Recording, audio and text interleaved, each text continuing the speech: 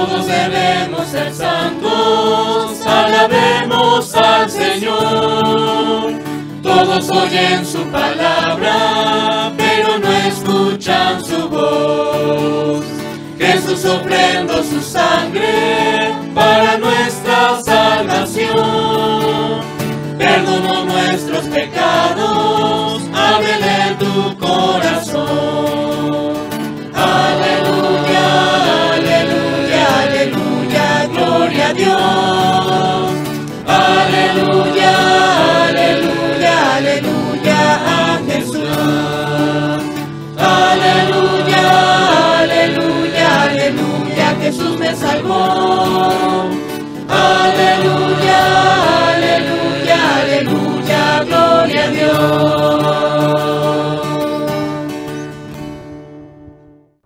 La paz, shalom, hermanos, con la alegría de reunirnos en torno a la palabra, una vez más el Señor nos congrega, nos convoca.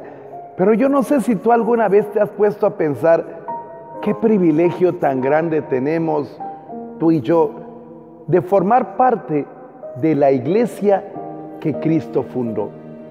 Porque Cristo, hermanos, no vino a fundar el cristianismo. Cristo fundó una iglesia que es el signo de su reino en medio de los hombres.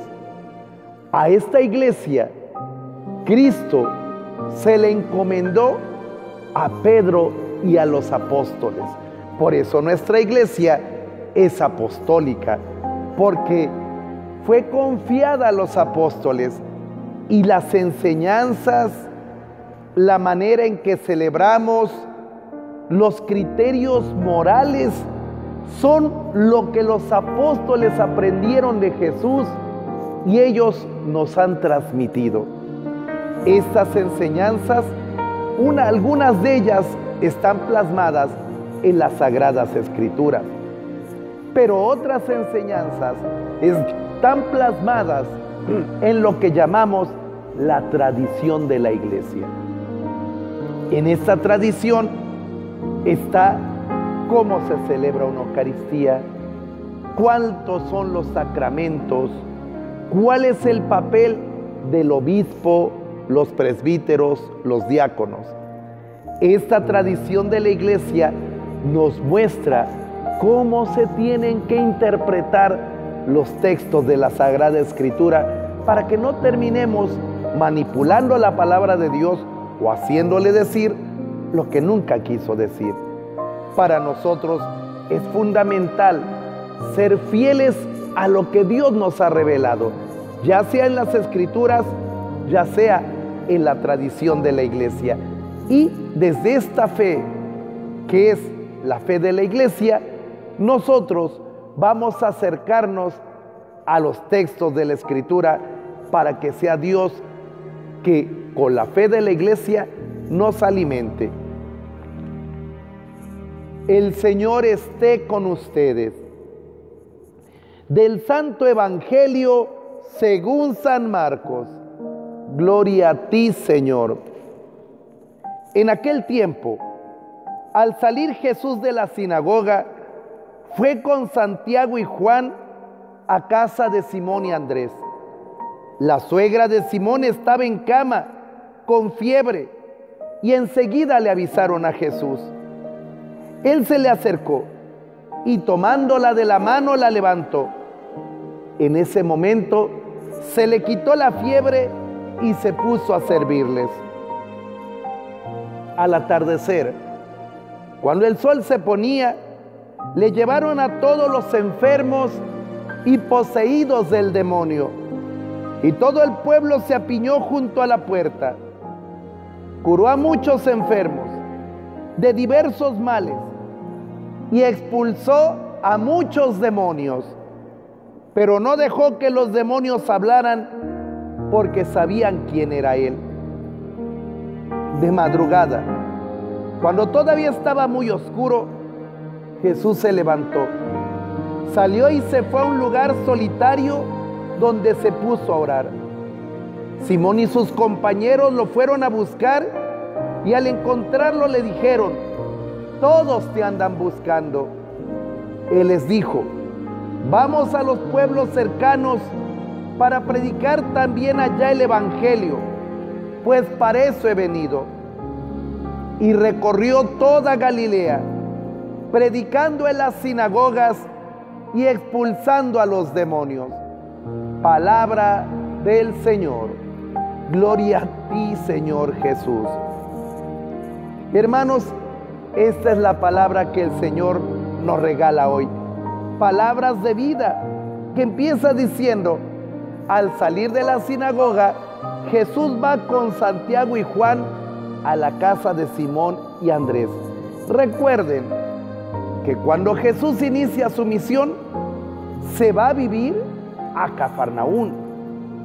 Jesús no tiene casa propia. Jesús es hospedado en casa de Simón Pedro. De hecho, hermanos, hasta nuestros días, la Iglesia Católica conserva el lugar donde estaba Cafarnaún. Y en esa zona, en las ruinas arqueológicas de Cafarnaún, que durante muchos siglos estuvieron extraviadas, han encontrado los arqueólogos católicos lo que era la casa de Pedro, y dentro de las habitaciones de esa casa, una habitación llena de lámparas, lo que hoy serían velas y veladoras. Se percibe que en esa habitación, que tiene incluso hasta un altar, ahí los primeros cristianos tenían una devoción especial a esa habitación. Ahí celebraban la Eucaristía. Esa habitación, ubicada dentro del complejo de lo que era la casa de Simón Pedro, muy probablemente era la habitación donde Jesús estaba hospedado. La Iglesia Católica, hermanos, por un regalo de Dios, conserva todavía muchos de los lugares santos donde estuvo nuestro Señor, y entre ellos lo que era Cafarnaún, lo que era la habitación donde Jesús se hospedaba. Pero bueno, el detalle es que llega Jesús allá a la casa de Simón y le dicen, fíjate un detalle, que la suegra de Simón estaba enferma. Primera cosa que hay que reflexionar: si Pedro tenía suegra, es que Pedro debió haber estado casado, y muy probablemente habría tenido también sus hijos. ¿Alguien sabe el nombre de la esposa de Pedro? ¿Por qué las Sagradas Escrituras no lo mencionan? ¿Acaso Pedro no tuvo hijos? Para los judíos tener hijos es un mandato de Dios. Sed fecundos y multiplicaos. ¿Qué pasó con la esposa? ¿Qué pasó con los hijos? Si es que los hubo. Lo más probable, hermanos, es que Pedro, por seguir al Señor, haya dejado a su esposa y a sus hijos con sus parientes, y él se haya ido con el Señor a la misión. Porque, hermanos, la urgencia del reino hizo que Jesús a los que estaban cerca de él les llamara con una radicalidad, porque urge el reino de Dios. Y uno diría, sí, pero primero la obligación y luego la devoción. Hermanos, con Jesús las cosas no son así. Primero es el reino y luego todo lo demás. A lo mejor por nuestra mentalidad occidental nos cuesta trabajo, y hay veces el anuncio de Jesús como que lo queremos hacer más facilito, más light, pero Jesús era muy radical. Pero bueno, Jesús va a ver a la suegra de Pedro, a ver qué le pasa. Y me llama la atención, hermanos, en los gestos que Jesús hace con relación a la suegra, porque dice, se le acercó y tomándola de la mano, la levantó. Hermanos, cuando nosotros nos apartamos del Señor, también nuestra alma queda enferma. El pecado enferma nuestra alma, nos deja postrados como a la suegra de Pedro. Hay enfermedades, por ejemplo, la envidia, que se pega al corazón del hombre y hace que todo lo vea malo. Vea mal lo que hace la suegra, ve mal lo que hace el compañero de trabajo, ve mal lo que hace la esposa, ve mal lo que hace la cuñada, y empieza, como un signo de esta enfermedad de la envidia, a hablar mal del otro, a juzgarlo, a criticarlo, a verle todos sus defectos. Hay otras enfermedades del alma, por ejemplo, la lujuria, que ataca muchísimo a nuestros jóvenes a través de los celulares, a través del internet, a través de la televisión, los cautiva y hace que constantemente estén cayendo en pecados, enfermando su alma, su corazón. Hay otras enfermedades también del alma, como la ira, que hace que por detallitos se enoje, pelee, discuta y dice, es que así es mi carácter. No, es que hay una enfermedad en el alma que te tiene postrado. Puede ser lujuria, puede ser ira, puede ser orgullo, soberbia o pereza. Los mexicanos sufrimos mucho de esta enfermedad del alma que se llama pereza. Nos cuesta trabajo ponernos a estudiar, ponernos a leer. Nos cuesta muchísimo el trabajar para salir adelante. Muchos mexicanos enfermos de la pereza dicen, ay, ya saqué el día, ya con eso. Ya saqué 6 en el examen, ya la libré. Enfermos de pereza. Y esto, hermanos, nos deja tirados, nos deja postrados, no deja que se manifieste la grandeza de los hijos de Dios. No deja que se manifieste la grandeza que Dios ha dado en ti. ¿Por qué? Porque Dios ha puesto en tu vida talentos, capacidades, dones, cualidades para la gloria de Dios.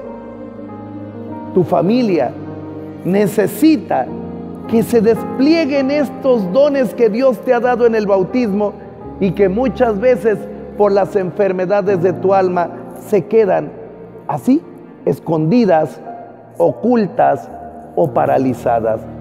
La suegra de Pedro está tirada hasta que llega Jesús y la toma de la mano y la levanta. ¿Qué significa esto? Permite que Jesús se acerque a ti. ¿Cómo llega Jesús? Jesús llega a través de los sacramentos. Cuando tú, con todo el dolor de tu corazón, sabiendo que es difícil, te acercas a Jesús bajo el ministerio de los sacerdotes y confiesas tus pecados, tú estás permitiendo que Cristo se acerque y te tome de la mano. Cuando tú te acercas a la Eucaristía, te postras ante Jesús sacramentado, estás permitiéndole a Cristo que te tome de la mano y te levante, te perdone esos pecados que te tienen paralizado, que te purifique de esa ira, de ese coraje que hay en tu alma, que sane los juicios que hay en tu corazón contra tu papá, contra tu esposo, contra tu jefe del trabajo. Dale la oportunidad a Cristo que se acerque a ti, que extienda su mano y te levante. Porque, hermanos, cuando nosotros no nos dejamos tocar por Cristo, nuestros pecados nos tienen derrumbados. Por eso nos viene el fastidio, nos viene el cansancio, nos viene la pereza, nos viene una parálisis, porque no hemos permitido que Cristo nos levante, que Él nos ayude. La suegra de Pedro es levantada por el Señor. Ojalá tú le permitas a Cristo que te levante. ¿Y cómo sabemos que alguien ha sido curado? Dice la palabra que la suegra de Pedro se levantó y se puso a servirles. Cuando tú eres sanado en el alma por Cristo, tú te levantas y sirves a tus hijos y das la vida por ellos. Cuando tú eres sanado por Cristo, tú te levantas y te pones a ayudar a tus hermanos, a ayudar a tus padres. Se nota cuando tú estás sano, te pones a servir porque estás sirviendo a Cristo en los demás. Cuando tú estás enfermo, no quieres servir a nadie y solo exiges que te atiendan y te sirvan. Que el Señor te ayude, que el Señor extienda su mano poderosa sobre ti, te levante. Déjate sanar por Cristo, deja que te levante para que tengas el gozo de los hijos de Dios y puedas servir a los demás como signo de que el Señor ha sanado tu alma y ha empezado a reconstruir toda tu vida. Bendito seas, Señor, porque nos cuidas, porque nos levantas.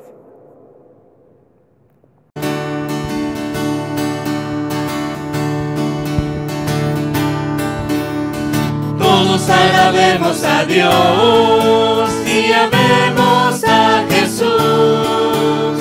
Jesús entregó su vida para nuestra salvación. Si tú quieres ser salvo, sigue a Dios, oye su voz. Aleluya, aleluya, aleluya, gloria a Dios.